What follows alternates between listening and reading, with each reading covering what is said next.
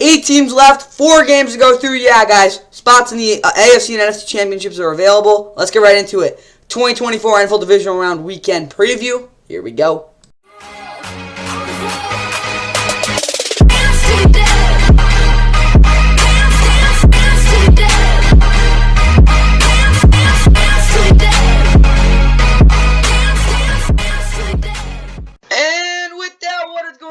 Welcome back to the Fun NFL. Of course, please like and subscribe. Hope you guys enjoyed the 2024 NFL Divisional Round Weekend Preview. We do have 4 games that are going to go on this weekend, 2 on Saturday, 2 on Sunday. But before we get into the games, let's start out with what the hell is going on with this pregame crap. So again, you don't really miss the game because again, they'll kind of bring you into it. And we'll also talk about this fun, goofy playoff picture. But yeah, obviously, looking on what's going to go on, NFL Game Day morning is going to be the first pregame show. It's going to start at noon. They'll bring you up to the games with the reports on like the latest injuries. Postseason NFL Countdown is going to be at 2 on ESPN. Of course, they're leading you up to the game for 2 hours. Up until the game, which we'll get into in a minute. They also have a post game. ESPN also has a post game for this as well. But then obviously the NFL and Fox pregame will bring you up to their game, which is in prime time on Saturday night. The usual. Fox usually gets that. At least the past 3 years, they've gotten the divisional round game on that Saturday night. NFL Game Day highlights will be at 7:30 on NFL Network. Again, the highlights from the Texans and Ravens game. Obviously, NFL primetime on ESPN Plus. We'll also cap off the night with their 2 games as well. Again, Booker McFarland and Chris Berman, obviously. Sunday, though, 11 a.m., you'll have NFL game Day morning, getting you set for the game for the 2 games on Sunday. Postseason NFL Countdown will start at noon on ESPN, with Football Night in America being at 2 on NBC, of course, leading you up to their game, getting an hour before their game. The NFL Today, of course, CBS's pregame will be up until their game, and then they also have a postgame show, probably for 30 minutes. We'll see how that goes. Obviously, again, last time they had this, it was bananas. They didn't even have postgame with how that game went. NFL Game Day Final will also be at 9:30. Again, we'll see. We'll see how that game goes. And obviously, NFL Primetime as well will be at the same time, recapping the whole entire weekend and getting you set for championship weekend. And speaking of that, obviously looking at the playoff picture, there, of course, are 8 teams left. Only one upset happened over wildcard weekend. Of course, they got the teams that they got eliminated. Any of the teams that are brighter are still left. Of course, we got some pretty good games. And without further ado, guys, let's get right into it. Starting off with the first game, which will kick off the weekend with that being the Texans and Ravens from the Charm City. Oh, baby! These 2 teams played to open the season. Now, one of these team seasons will be over, of course, it being the postseason. Let's go, guys. Fantastic quarterback play. Big underdogs here. Let's go. NFL Division Round starts right now. Jordan! Balls are 0-0. Everybody with a clean slate. I know who the MVP is. It's Lamar Jackson. Fires to the end zone. Touchdown! Jackson. And yep, the Texans, of course, the AFC South champions, the 4 seed in the AFC, taking on the Ravens, who are, of course, the #1 overall seed, not only in the AFC, but the entire NFL, of course, getting that first round bye, which they clinched all the way back in Week 17, 3 weeks ago, and, of course, that gave them the reward of resting some of their starters, not all of them, like guys like Patrick Queen, Marcus Williams. Both those guys played in that game, Week 18, but most of their dudes, yeah, they really haven't played too much. So, yeah, they could be a little flat to start. But, of course, 13-4 best record overall in the NFL. They, after falling to the Pittsburgh Steelers on the road, of course, blowing that was a 10-0 lead, they, of course, won 10 out of their last 11 games to, of course, earn that seeding. Again, technically, you will forget about the last game of the season.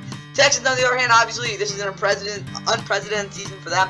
Last time they were in this position, they were at the peak of their franchise, of course, considering they had a coach, Bill O'Brien, who was by far the most successful of the Bill Belichick tree, and obviously quarterbacking Deshaun Watson, who was considered by a lot of people to be a top 5 guy. Obviously, they blew that 24-0 lead, ended up getting blown out by the Chiefs 51-31, and they haven't even been anywhere close to that since until now, of course, where they have had, again, a great season.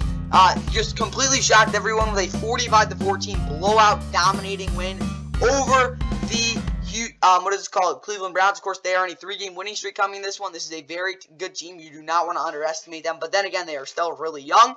With all that said, though, of course, we talked about how there's a pregame for this game, again, at 2 o'clock on ESPN. And speaking of that, again, the kickoff show will be at 4:15, but this game will start on 4:30. At 4:30, it'll be on ESPN and ABC. So if you don't have ESPN, it's not the end of the world. ESPN Reporters will also have this game as well as the ESPN app, ESPN Plus, and NFL Plus. So anything ESPN, basically, again, outside of ESPN2 with Peyton and Eli will have this game. Obviously, though, again, both these teams are in a very good spot coming in. Looking at it, though, the announcers for this game, as always, will be Joe Buck, Troy Aikman, and Lisa Salters. But on ESPN reporters, Rebecca Landa, Sergio Dip, Katia Castordia, and then John Cliffy. I think that's the guy's name. Sorry, I mispronounced that really bad. But yeah, he'll be reporting. Obviously, Westwood won Tom McCarthy, Ross Tucker, and Ryan Leaf. Yeah, of course, the former bust. But yeah, outside of that, you look at the weather in Baltimore. It's going to be really cold, like 26 degrees. Again, it's not the worst, but it's still going to be really cold. 40-mile-per-hour wind, but mostly cloudy, so it's not going to be terrible weather for this game by any means. But then again, it's still going to be pretty cold. Both these teams are going to have to adjust to that early for sure. I don't know as much the Ravens as the Texans, but considering, again, they haven't really played in 3 weeks, that could definitely be a factor. Obviously, though, like I said earlier, these two teams met in the first game of the season without expecting having to play each other at all in the playoffs. But, of course, the Ravens knocked off the Texans with a 3-score, 25-9 win. Texans struggled really big up front. They only have 5 sacks, but they gave, I think, 24 pressures. That actually was a very big foreshadowing to how this Ravens season went, at least offensively, with how many pressures they got in that game. Of course, considering that Lamar's 3-0 against the Texans all time, of course, he blew them out 41-7 in the only meeting they in this first meeting they ever played here in Baltimore. And we can see something similar, despite the fact that, again, a AFC South team goes into Baltimore for, of course, the second time they've had the #1 seed under Lamar Jackson, of course, an MVP campaign as well. The Titans obviously went in here back in 2020. This isn't prime time, but who the heck cares? And obviously, the Ravens lost 28-12 in that game, got completely blown out. Texans are looking to do the same. Who the hell knows? Let's get right into the Texans' projected starting lineup, though. Avery Houston, CJ at quarterback. Davis Mills will back him up. Obviously, Devin Singletary, Damian Pierce in the backfield. Nico Collins, Robert Woods, John Mechie, Xavier Hutchinson, receiver. Tank, though, of course, broke his leg. Noah Brown and Jesse Matthews are both on IR, as well as Dalton Schultz and Brevin Jordan at tight end.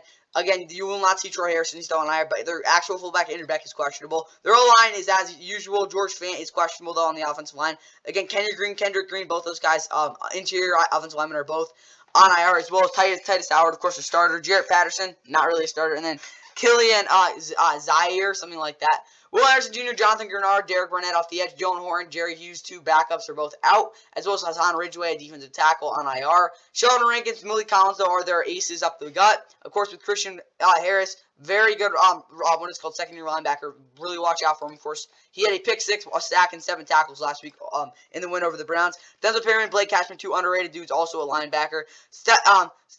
Steven Nelson, Derek Stingley Jr., Desmond King at corner. Of course, Steven Nelson on the other pick 6. I think that was an 80-yard run back. Eric Murray and Jimmy Ward, 2 basically. Of course, Jimmy Ward, a starter on IR, as well as MJ Stewart, Graylin Arnold, and Tavir Thomas. Gianna Houston Carson, watch out for him. Kareem Jackson, Adrian, and Amos, 2 slow old dudes are behind them, as well as Jalen Petrie, of course, who is their do-it-all free safety. Kyrie Fairbairn is their kicker. Their punters, Cameron Johnson, Desmond King, of course, their slot is also their punt returner. Steven Sims is their kick returner, and John Weiss is, of course, their long snapper. And for Baltimore, of course, they got Lamar quarterback. Tyler Huntley is his backup. Devin Duvernay, J.K. Dobbins, Mark Andrews, Malik Ham, David Ojabo, Jalen Armour Davis, Ardarius Washington, Darrell Worley, Keaton Mitchell. A lot of dudes on IR. Again, not a lot, but they have a good amount of guys on IR for them right now. Gus Edwards, Justice Hill, Dalvin Cook, who, of course, was just activated. They did cut Melvin Gordon, if you didn't know. Those are waived them, whatever. Something like that. He's not on the team anymore. Those 3 dudes are going to be the running game this week. Zay Flowers, Rashad Bateman, Odell Beckham Jr., Nelson Aguilar in the backfield, Talon Wallace out. Also, a good thing I will say about this, which is probably going to be ominous towards this game, is the fact that, obviously, Dalvin Cook being signed by the Ravens, similar to, again, Derrick Henry returning. Again, completely different than the Titans when they were the 1 seed 2 years ago, but they also lost that game, so keep that in mind. Isaiah Likely, Charlie Kohler at tight end, Patrick Ricard is your fullback. Your offensive line is basically as healthy as it'll ever be, and this is probably as healthy as you've seen it in years. Obviously, Ronnie Stanley is not the same you're used to seeing from him, but at least he's healthy. Justin Matabuke, of course, he led the NFL, 13 sacks, goddamn, for IDLs. Obviously, Michael Peters and Broderick Washington being the other defensive linemen. Odafe Owe, who's actually been decent this year. Yeah, he only has 5 sacks, but I think he's, again, not great, but for what you want to expect from him. But, again, decent year from him. Obviously, Jadeveon Clowney's been a monster, as well as Tavius Robinson, Kyle Van Noy off the edge. You might even see Jeremiah Moon, to be honest. Titus Howard, of course, still on the PUP list, or not. I don't even know. He's not playing. Dale Phillips is questionable. Patrick Queen and what it's called, Roquan Smith at linebacker. Trenton Simpson might get in there. I'd probably say no, but you never know. Of course, Mark Andrews, again, if you didn't know, talk about him coming back. He won't be back this week. He might be back if they do indeed get to host the AFC Championship next week. Kyle Hamilton and obviously Marcus Williams are at safety. Brandon Stevens will definitely be their number one corner. Marlon Humphrey will be out for this game, though. Ronald Darby, of course, their big slot corner has been huge for them. He won't be able to play as well as Trayvon Mullen, who big loss for them. Arthur Millette will probably be in the slot. I don't know what they'll try to do. Probably more likely Geno Stone, even though he's their dime package dude. They'll probably throw him in the slot in this game. Justin Tucker is your kicker. Your punter is Jordan Stout. Of course, Tylan Wallace is out. Again, you'll figure something out as a returner, as well as Tyler Ott doing the long snapping. It really sucks you guys are down to your ledge, your fourth returner. Something like that, though. Figure it out, though. That's the best way I can put it. With that all said, though, let's get right into the keys of the game, starting out with the Texans. Texans offensively, CJ throwing it to the limits of Nico Collins and Robert Woods' catch radiuses. That's not how that's supposed to go. But yeah, so that the corners will have to adjust, not giving up longer completions. The reason you want to say that is because, again, Nico Collins and Robert Woods could definitely make it really hard on these Texans corners. Of course, Brandon Stevens being their number one is not optimal for the Ravens by any means. But again, they're able to get those. If CJ's able to again lay it out there for them, and they're able to go up and get it, it'll be a lot easier to get those big plays, and also have a lot less stress on CJ when he's under pressure. Because again, if you can get those completions early, the Ravens corners will have to adjust, and that will also give you a lot of underneath stuff, as well as ease up on the running game to the edge, which, again, those Ravens corners have a lot of pressure on them to set that edge sometimes, so if they're able to get expose that a little more, that can really help out, again, with that with those early throws there. Devin Singletary, I think if they're going to win this game, he's got to run for at least 75 yards in this game. If they're not able to do that and it just being a passing game, I don't see how they're going to keep this game particularly close at all. And obviously, you can't take any 8-yard sacks back in week one. Your defense obviously did a fantastic job at limiting the big plays of the Ravens. But you can't, again, speaking of that, you cannot have any big plays against you like you did a couple way back in week one. Of course, completely different team, but again, this offensive line has to be able to hold up for longer times. And obviously, CJ can't be doing anything crazy. Defensively, though, make Lamar roll left to throw and throw 15 yards downfield for a big play. I'm talking air yards. It's got to be tough completions for him. Make it hard on him to actually make those throws. It's not like he's been considerably crazy accurate this year, even though he's, of course, had a much better year throwing the football. Make him do that. Will and Jonathan being menaces on zone reads. Again, when the Ravens are trying to get a big play on the ground, you got to be able to, for those two guys, just got to completely blow it up. Just collapse on the edge. Even if you do give up the edge once in a while, it's okay because you will collapse a lot of those other times. Malik Collins with 3+ pressures in the second quarter of 2. Of course, he had a career at 28 this season. I need to see him get a couple pressures in that second quarter because if he doesn't get that, then I don't see how this Texans defense is getting any pressure at all. Again, Lamar's the hardest quarterback to get pressure on by far in the league. You got to figure out something to do with that. I don't care how he gets to him, but he's got to get to Lamar a couple times. Time for the Ravens. And meanwhile, for Baltimore, 10+ points in the first quarter, get out to an early double-digit lead, put the pressure on the opponent. Obviously, Lamar going for 15+ yards and a couple of scrambles would be nice as well. Again, it would be a lot easier for them to in terms of room for error. Justice Hill, 5 carries in the first half. Give him some totes. Obviously, want to get the ball to Dalvin Cook and Gus Edwards, but Justice Hill is probably right now your most consistent guy. And don't get behind the sticks early. You do that, it'll make it a lot harder for your receivers to get open, especially in the cold. It could get a little weird. Defensively, though, Roquan being reliable in coverage. Again, he's really never been a cover guy, but again, if he can just be out there and doing something, that would be nice.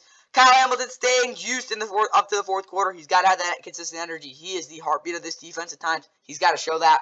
Patrick Queen playing out of his mind and wreaking havoc against the run. This is simply for him. It's a win-win for him. Worst case, they lose, but if he can play out of his mind, he will get a massive contract this offseason. I'm talking like $100 million for him because he's been great, downright unbelievable for them at times this year. He can be top 10, top 5 linebacker in terms of pay going into free agency because he shows out this game.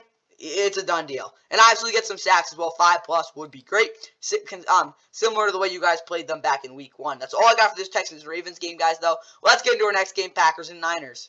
You always talk about the Niners owning the Packers. Well, similar situation to 2 years ago. It's time for the Packers to pull off a stunner. Stunned. Christian McCaffrey leads the Niners as they begin their road to a title, while Jordan Love and the Packers look to keep their incredible run alive. And yes, the first NFC divisional round game will be the Green Bay Packers. Of course, the 7th overall seed in the NFC, being the first team ever to, of course, upset a 2 seed in this playoff format. Of course, the Packers knocking off the Cowboys. Let's go. Of course, travel to San Fran to, I don't know, look pretty against the number 1 seed in the NFC, who, of course, earned that with multiple dominating 5-plus game winning streaks. They have been the most formidable team this year, obviously, with the Ravens blowing them out back in beating them up back in week 16, really, on Christmas night, really only being their only, blemish. Of course, there was a 3-game losing streak too. So it's not like the Niners have been perfect, but they did earn that 1 seed for a reason. They were by far the best team in the NFC this season, and of course, they with a win will go to the NFC Championship for the third consecutive year, and obviously trying to make it 4 out of the last 5 years, I think, something like that. And obviously, though, big thing for them. They are really looking to get to that Super Bowl. With a win here, it would be a big boost to do that. Obviously, though, Niners did more than even the Ravens, of course, get that the rest of their starters. We'll see how that goes. But obviously, it is NFL Divisional Round on Fox. And again, this game will be at 8:15, like I said, on Fox, and also Fox Sport days because it is the playoffs. And we'll bless the Fox Sport app will be your streaming services for this game. Again, pregame will be before it. I don't know if there'll be a postgame. Probably not, because Fox likes having their news on late. But that's for later, I guess. Again, looking at it, you have, of course, KB, Greg Olsen, Aaron Anderson, Tom Rinaldi on the call as usual. Fox reporters of Adrian Garcia, Marquez, Jesse Losadola, and Jamie Mata. West Run, Ryan Radjic, Mike Gold, Laura Oakman will be on the late night call. Obviously, with the weather being in Santa Clara, it'll be pretty nice, 57 degrees, but a little bit of rain and a little bit of wind, nothing crazy. But I will say this, that could affect the game very slightly, but obviously, we'll see.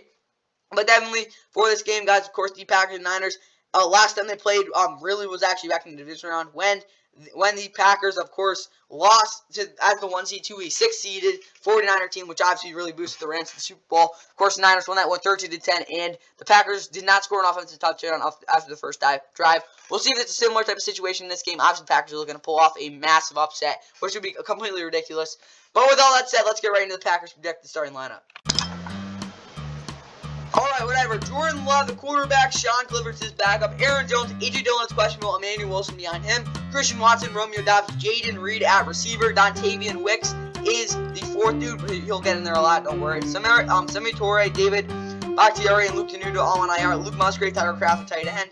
The offensive line is basically as healthy as again. It's going to get David Bakhtiari, really the only guy again not in the starting lineup. But Rasheed Walker's been decent as a rookie. Defensively, though, Kenny Clark, T.J. Slate, and Devontae Wyatt across the D-line. Preston Smith, Rashawn Gary, and Lucas Vaness off the edge. Of course, Kingsley Nigabor, who is basically their, third down dude. He's out. Isaiah McDuffie, their third linebacker, is questionable. Devondre Campbell, Quay Walker are still there, though.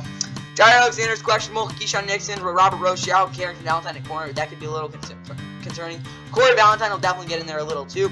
Jonathan Owens, Donald Savage is safety with Andrews Carlson. Daniel Willman is questionable. Jaden Reed, Keyshawn Nixon at returner, as well as Matt Orsick doing the long snapping. Now let's go over the Niners. Head for San Fran, Brock Purdy, quarterback. Sam Darnold at quarterback. No, he's his backup. CMC, Elijah Mitchell in the backfield. You might see a little Jordan Mason. I wouldn't completely count that out. Of course, Debo, Brady Ayuk, Juwan Jennings out receiver. George Kittle, Charlie Warner tight end. Ross Dwelly, Nick, those guys are not. Kyle Juszczyk at fullback. You got Trent Williams and the rest of the dudes struggling across the offensive line. Chase Young, Nick Bosa, and Granny Gregory off the edge with, of course, Cleveland Farrell out for this game. Drake Jackson, Khalil Davis, Talanoa Hufanga, George Odom, all on IR. Of course, you got Javon Hargrave and Eric Armstead as well as Sebastian Joseph Day and Javon Kinlaw off the middle. How many sacks does he have? Only 3.5. Well, that's probably a career high for him. Of course, you got Dre Greenlaw questionable. He'll play, though. I'd be surprised if he didn't. Worst case, DFF will start. Fred Warner or Oren Burks for the other linebackers, of course, with Charvarius Ward, Isaiah Oliver, Avery Thomas, and Diamador Lenore at corner. Tasha Gibson Sr., Jair Brown are at safety, or Jahari Brown, something like that. Wait, wasn't he a third-round pick? I swear he was. Yeah. Whatever, I was saying, Jake Moody is your kicker, your punters, Mitch Wisnowski, Ray McLeod is your returner, and Tabor Pepper is your long snapper. Alright, Packers offensively, Jordan pulling something out of his, going for 350 yards and 5 touchdowns. Being completely honest, guys, if the Packers are going to win this game, they're going to have to outscore the Niners. That is how Jordan Love's going to have to play for them to do it. That's just going to be brutally honest. Obviously, get the ball to Aaron Jones as much as possible as well. This offense is at a different level with him in the system, obviously, because he is their most valuable player, probably in the whole team, outside of probably Jordan Love, because, again, he's their quarterback. And Christian Watson catching a bomb. That would be sick. Defensively, though, under a 9% missed tackle rate. Again, if it's anything above that, I really don't see how this defense is really stopping even a cold. It's going to be rough, guys. George Kittle, Tebow Samuel, guys like that, they're just going to completely tear through them. I'm not even mentioning CMC, who could just blow by everybody. I'm not just talking missed tackle, I'm talking about pursuit, too. These angles have to be perfect, because if they have the room for error in terms of tackling and what it's called. Angles for tackling for this defense is very, very, very slim. If they're even like a half step off, they're screwed. Only 2 missed tackles are left in the open field. That's so, again, they don't give up any massive plays. They probably will anyway, but whatever. Kenny Clark, 95% run stop win rate. He's got to basically just dominate up the middle. Again, he's got to be a one-man show there. Again, if they don't have that, also, I don't see how they're going to do much with that. And obviously, less than a yard. This is basically laterally in terms of the holes they're giving up for these defensive ends. Guys like TJ Slayton and what is it called? Devontae Wyatt, they need to do a great job, again, knocking out levers, basically even pre-snap. They got to get off the gun really quick and make sure, again, they don't give up even a yard laterally up the middle for gap control, because, again, these linebackers are going to have a hard time making tackles as is. But, again, if the hole's smaller, it's a lot easier for them to read which side they should go on. It'll be a lot easier for this Packers defense to stop the run, because if they don't stop the run, they're just not going to stop anything. It's going to be rough. Not even just mentioning those screens that are going to probably give up big plays on. But Packers defense, it's a very slippery slope for you guys. You're going to have to be very good at getting laterally in terms of those what it's called, Devontae Wyatt and TJ Slayton. And obviously, not only that, though, but they can't miss many tackles, and they got to be very, very good at wrapping dudes up. No yak plays, time for the Niners. And for San Fran, Debo, I'm getting 20-plus touches. Get him the football, honestly, as much as possible. He's fresh. He's ready to go. Again, he can dominate in this type of game. CMC getting back into the swing of things again. The reason I just say that is because, again, there's a good shot you do get the NFC Championship. You want to be totally ready for that. Obviously, again, he might be a little flat, too. Again, just get going. Do your normal stuff. Brock rolling off the boots with a snap in the release. What I mean by that is basically him getting some more zip on the ball. So, again, these receivers have a really good lead going into these, what is called, yak types of spots. Again, if he's able to get that run after catch, will be very easy for these playmakers. Defensively, though, Travarius Ward and Jason Gibson Sr. being proactive against the run and reactive against the play fake and coverage. So, again, Jordan Love has a very big flaw in his mechanics, where he basically is a rotational thrower, because, again, how strong his arm is as is, but also, again, how he can twerk his, what is called, hips, or not even his hips, what is called, his, I don't even know, like, his back, I guess you could say. It's weird. He doesn't use any of the ground. He's a complete, so he's so similar in the way he does throw to Aaron Rodgers, but obviously the complete opposite, again. The G-force, which is the ground force that Aaron Rodgers creates, is just, it's never going to be matched. And obviously, Jordan Love is complete opposite. It's all arm, it's all rotational. Aaron Rodgers uses the goes down, and Jordan Love stays up, basically. And obviously, those guys got to be ready for that in coverage. Obviously, the play fake. Again, you got to be proactive against the run pre-snap. You got to know when the hell it's coming. But obviously, more importantly, you got to be reactive to that fake. Because, again, when guys are trying to be proactive, you saw that those Dallas corners were completely exposed. But speaking of that, Nick blasting Jordan when he really rotates on the hop and hitch. Basically, Jordan Love, when he's in shotgun on third down, he's going to jump back. He's going to do a couple hops. Nick Bosa can just completely expose him for that. Because, again, as fast as Jordan Love's release can be, that could be a big-time just blow-up play for Nick Bosa. And obviously, Fred Warner jumping on the cells on the first drive from Jordan Love.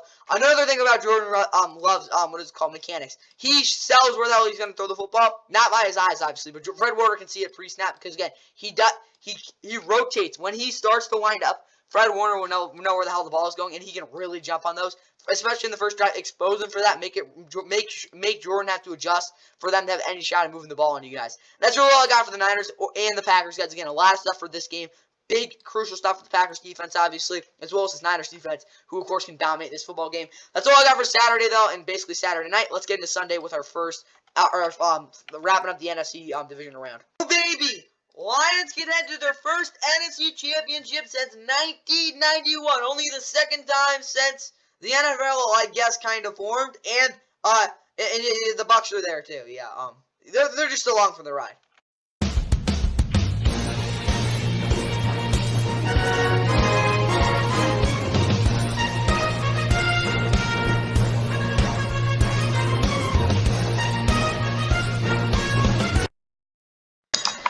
And yep, guys, the Bucs, the NFC South champions, of course, the 4 seed in the NFC, due to, of course, that Packers upset last week. Let's go. They'll head to Detroit, of course, where the Holden Lions and the Bounty Gate Lions. No, I'm joking. I'm not going that deep. But yeah, they held a lot, and they hit a lot of Rams players last week, injuring a lot of them. And of course, their first playoff win since 1993. Holy crap! No, 91, I think. Right? Yeah, no, 32 years, 91. My bad. But either way, of course, they are the 3 seed. Of course, winners of the NFC North. It's been since the dinosaurs they've gone to the NFC Championship. Yeah, it's only been once. They've only gone once. It's crazy. It's pretty bad too. So they can have a chance to go to the Super Bowl, I guess, next week. But the Lions are gonna have to definitely play better on offense in the second half. Jordan Love cannot fold like a lawn chair against pressure, because that is what the Bucs bring. If you didn't know, yep, this Bucs defense, obviously their secondary is pretty flawed, but considering how good their defensive line has been, at least the past couple months, obviously. You saw them back in Week 6 against this Lions team. They do get pretty good consistent pressure and are also back to their 2019-2020 run defense form at least, which is obviously huge for them. Offensively, obviously Baker's doing his normal stuff, but again, you look at them last week, it was a lot of big yak plays, because again, they played the Eagles, who are just a complete mess. So we don't really know how good this Bucs team will be, but this will be definitely a very intriguing game for them. Definitely a big stepping stone, considering no one really expected them to. I mean, kind of you expected them to be here, but you didn't expect them to go anything farther than this. They kind of just got in because they're in the worst division in football. But obviously, this game will be at 3 o'clock on NBC Universo, NBC Sports app. NFL Plus, Peacock, probably the biggest one for sure for this game. And as well, if you're coming back from anything, this game's starting dead at 3 o'clock. If you don't remember, the Rams and Bucs played in this window 2 years ago, and it always started dead at 3 o'clock. Like, I'm going to be honest, probably 2:55 when this game started. They wanted to get this thing going, so don't expect the football in America to go the whole distance of an hour. This thing's starting right at 3 o'clock. As well as looking at the announcers for this game, you have Mike Tirico, Chris Collinsworth, and Melissa Stark in the last NBC game of the year. No post games, I don't think, so we'll wait for that. Universal, Miguel Gerwitz, Rolando Cantu, and Areno Figueroa, something like that. Western One, of course, Kevin Kugler, Tony Baselli, and Olivia Decker. I don't know who Olivia Decker is, but yeah, okay. And obviously, though, these two teams met in Tampa. Of course, that was a huge game for the Lions trying to get to that 5-1 start, which they were able to do with a 20-6 victory. Yeah, of course. With all that said, let's get right into the Bucs' projected starting lineup. All right, though, for the Bucs, Baker, quarterback, Rashad White, Chase Edmonds is questionable. Sean Tucker might get a snap. I really don't know there. Mike Evans, Chris Godwin's questionable. David Moore and Trey Palmer, receiver. Russell Gage, of course, and Ryan Jensen. And Mike Green really haven't played at all this year because, of course, they've been injured. Key Dotton at tight end, though. Tristan Wirfs, Aaron Stiney, Robert Hainsey, Cody Mouch, Luke Gedeke across the offensive line. Of course, the tackles are the stars of this group. Defensively, though, Kalijah Kancey, Vita Vea, Logan Hall, all those dudes have been great this year. I mean, Kalijah Kancey not so much. He's kind of sucked, but yeah. Yaya Diaby, Shaquille, Shaq Barrett, are both questionable off the edge. Anthony Nelson, though, Joe Tryon will be off the edge if those guys can't go. Levante Devin White are, of course, their defensive, their star linebackers. Jamel Dean, Carlton Davis, Kirsten Eisen, and Zion McCollum at corner. Antoine Winfield Jr., of course, the superstar safety, and Ryan Neal, who gave up a perfect passer rating during the regular season. That's never good. At safety, Chase McLaughlin is their kicker, their punters. Jake Camarda, Devin Tompkins is the returner, and Zach Triner is their long snapper. And for Detroit, Jared Goff, quarterback, Teddy Bridgewater is his backup, Nate Sudfeld, Donovan Knight, James Mitchell, Matt Nelson, Hapa Vaitai, Emmanuel Mosley, Jerry Jacobs, and Scott Daly are on IR. Looking, though, at the running game, you do have Dave Montgomery and Jameer Gibbs doing a lot of that. Amon-Ra, Jameson Williams, and Josh Reynolds, receiver. Cleve Raymond's questionable. Sam Laporta is also questionable, of course. He played last week, catching a touchdown. Brock Wright will start again if for some reason he can't go. O-line's been healthy for the past couple weeks. Ali McNeil and Benito Jones are the big dudes up the middle. Aiden Hutchinson and John Kaminsky, hard worker off the edge with Josh Pascal and Romeo Cora. They got rid of Julian Cora.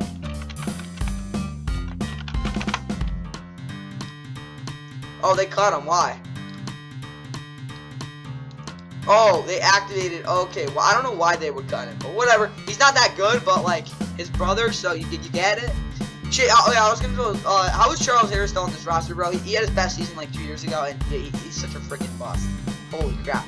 But, yeah, about outside of that, of course, oh, shoot, James Houston's coming back. Oh, goddamn.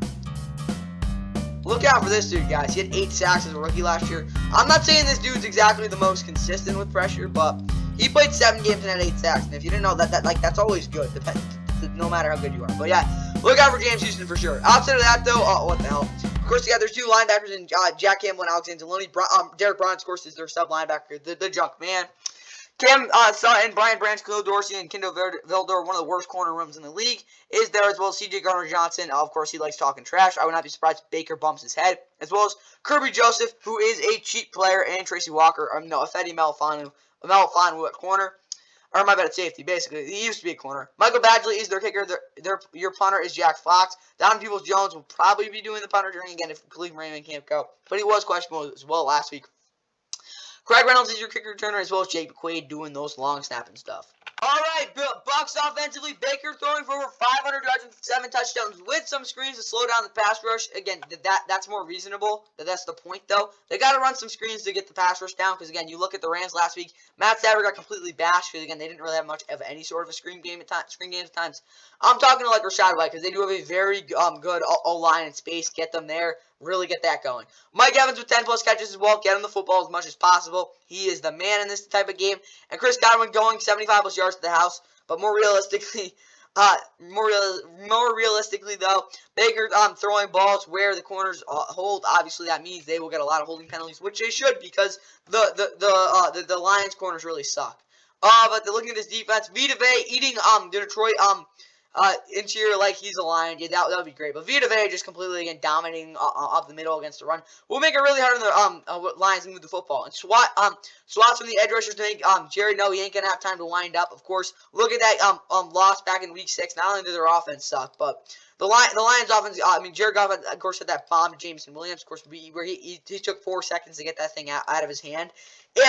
Again, in terms of the release, if they're able to get into his grill there and knock that ball out of his hand for, of course, a strip sack or something like that, that would be huge, because then Jared Goff would be feeling that the rest of his game, even if he actually doesn't have any pressure. Now let's look at the Lions. Speaking of that, Jared Goff shortening his drop on 3rd and 5+. He will get a lot of pressure. He's not able to. He'll probably fumble as well. He's got to be able to get that ball out quick there. Peninsula making Yaya Diaby use power / swap stab to chops.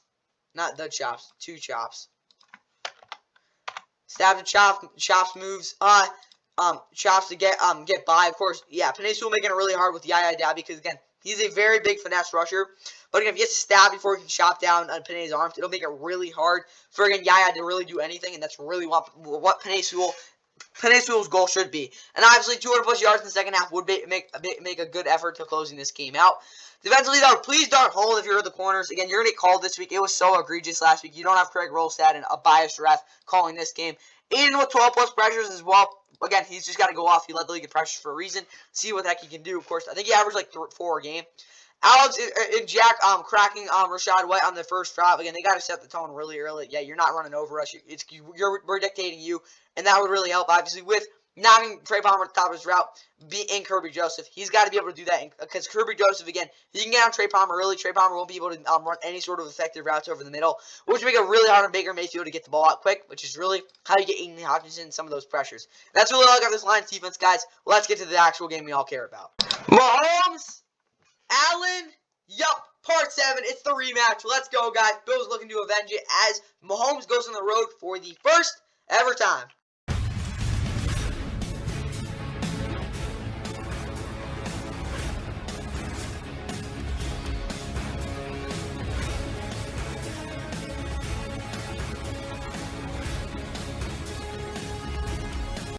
And yup, it is the Bills and Chiefs from Highmark Stadium. Massive game tomorrow, of course, that being the 3 seed in the AFC, the 8th straight, that thing, Kansas City Chiefs. They're going to need something to happen to actually host an AFC Championship for, I think, a record 6th straight year. But either way, they're trying to get to the AFC Championship for the 6th straight year. Of course, going into Buffalo, of course, we're the hungry and livid Buffalo Bills are really, this has got to be the year, guys. Of course, the 2 seed in the AFC. Massive game. First ever road playoff game for Patrick Mahomes. It's going to be cold. It's going to be windy. It's going to be crazy. Of course, these two teams played just way back week 14, and obviously that game was a crazy ending, of course, with Kadarius Toney, who will not be playing in this game, I guarantee you that. Blowing it, because, of course, he was offside, and obviously Mahomes had threw a big fit, and then, yeah, the Chiefs lost another game on Christmas, and, yeah, it's been a mess. But obviously last week, they were able to take care of business, of course, in that -4 degree, negative 30-degree wind chill game in the Dolphins, where, of course, they won 26-7. Rashid Rice had 8 catches, 130 yards, which, of course, was a Chiefs franchise rookie record, and a touchdown in that game. Bills, on the other hand, obviously took care of business against Steelers. Of course, Josh Allen in that game collected his longest career rush and rushing touchdown of 52 yards. As well, obviously, the history between these teams in the playoffs is just, it's unprecedented. It's crazy. We'll get more into that, though, obviously, after we talk about what the hell's going on with this game, of course. It will be at 6:30. The pregame will be at 6 o'clock. I probably would switch out of the Lions game to get into this, to be completely honest. But, obviously, though, 6:30 is when the game will start. Again, Super Bowl time. precursor, I don't know. We'll see. But again, looking at it though, it'll be on CBS, Edward Plus, and Paramount Plus, of course, are your streaming services for this game. It's only on CBS, so makes sense. Huge game, obviously. And announcing it because again, it is a huge game. Of course, you got Jim Nantz, Tony Romo, Tracy Wilson, and Jay Feely, who of course joins the #1 team for the playoffs. Kevin Harlan, Mike Mayock, and DT Kinkling-Balla, of course, also a CBS announcer on the call for this game. Kevin Harlan is too, but whatever. Buffalo weather. It's going to be 24 degrees, so pretty cold. Decent amount of wind, nothing crazy, though, considering it's Buffalo. And most cloudy for this game. So, expect, I don't know, somewhat of a low-scoring game. We'll see, though. Obviously, though, the last time these two teams played in the playoffs, it was the best playoff game by far ever. Chiefs, of course, with 13 seconds left, scored a field goal, of course, in crazy fashion. Of course, then they scored another touchdown to break the Bills' hearts. Of course, Josh Allen, that game threw with 4 touchdowns. It was crazy. He was crazy that playoffs. And obviously, Chiefs, Mahomes, he did his thing. Of course, Mahomes, lifetime against the Bills in the playoffs with 6 touchdowns, no picks. Josh Allen has 6 touchdowns and an interception, but he definitely outplayed Mahomes in that game. But who knows? He'll get the last laugh if they're able to win this one. Time for the Chiefs' projected starting lineup. And for the Chefs, Patrick Mahomes will be running the offense. Isaiah Pacheco, Clyde Edwards-Helaire in the backfield. Rashee Rice, Justin Watson, MVS at receiver. Of course, Kadarius Toney is questionable. Travis Kelce, Noah Gray at tight end. Donovan Smith, Joe Tooney, Creed Humphrey, Trey Smith, and Juwan Taylor across the offensive line. Wanya Morris is out. Sky Moore, Nicky Remigio, Jerick McKinnon, Jody Fortson, Prince. I already said his name. Those guys are on IR on offense, though. Please don't play Kadarius. Please don't. Defensively, I mean, no one notably is on IR. But George Karlaftis and Mike Dana, Charles Menu, and Felix Nduku is on off the edge. Derek Nottie is out. You'll probably see Tershawn Wharton starting, though, as well as Chris Jones. Willie Gay, Nick Bolton, Drew Tranquil at linebacker. Legarius Sneed's questionable. Josh Williams, Jalen Watson, Trent McDuffie at corner. Mike Edwards, Justin Reed at safety. Harrison Bucker is their kicker. Their punters, Tommy Townsend. Ricky James is their returner, and James Winchester is their long snapper. For the Bills, Josh Allen at quarterback. Kyle Allen is his backup. James Cook, Ty Johnson, Latavius Murray in the backfield. Damian Harris, Justin Shorter, Zach Davidson, Tommy Doyle on offense are on IR. Of course, Stephon Diggs, of course, who was not at a 100-yard game in ages, is questionable. Trent Sherfield, though, Deontay Hardy will be in there. Of course, with Gabe Davis out. Oh, shoot. He had the 4-touchdown, 200-yard game last time they played Kansas City in the playoffs. Kalish Gear, also a receiver. Dalton Cade, Dawson Knox, tight end, though. Reggie Gilliam is your fullback. You'll probably be seeing a lot of 12 personnel out of the Bills in this game. Maybe even 13, to be completely honest. Reggie Gilliam kind of counts, too. He's at 9 personnel. Whatever, though. Deion Dawkins, David Edwards, Mitch Morris, Osiris Torrance, and Spencer Brown across the offensive line. Greg Rousseau. No, I think that's 21. What am I saying? My bad. Greg Rousseau, Ed Oliver, Daquan Jones, and Leonard Floyd across the defensive line. AJ Epineza, Shaq Thompson, Lawson will definitely get in there. Tyler Dotson, Terrell Bernard are both questionable. Balen Spector is out. Tyler Matakevich and Dorian Williams are still there, though. Both starting corners are questionable. Christian Benford's also out. They are really banged up in the secondary. Of course, Taylor Rapp, their third safety's out. Jordan Player, Micah Hyde are both at least healthy. The other 2 vets, even if they are older and not as good as they used to be.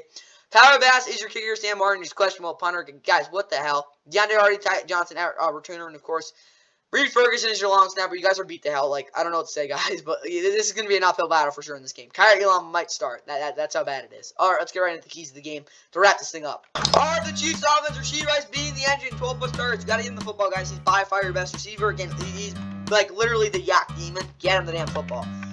Isaiah Pacheco getting to the second level untouched. You got to have some runs like that. That's really for the offensive line. You will have some opportunities to get that done again. You're able to get past that first level. The second level of that linebacking core is very suspect. At least with the injuries. Mahomes consistently making Leonard Floyd miss. Again, that's so he doesn't get killed.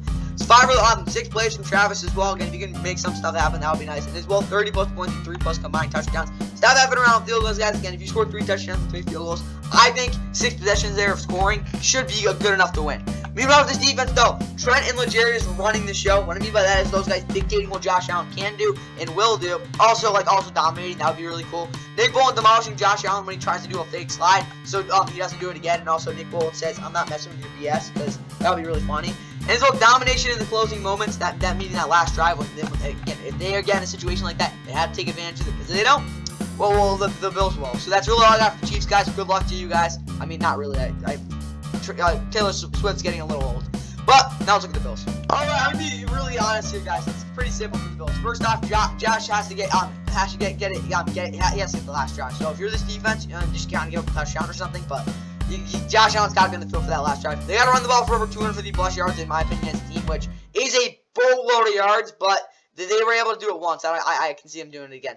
Devontae's getting a 75+ yard touchdown like they were able to do back 2 years ago in Kansas City. That's really just for the fact they need some type of explosives. And as well, 3 or 4 pancakes from Deion Dawkins in the run game will really set the tone for this offense, which is what they need, a physical presence.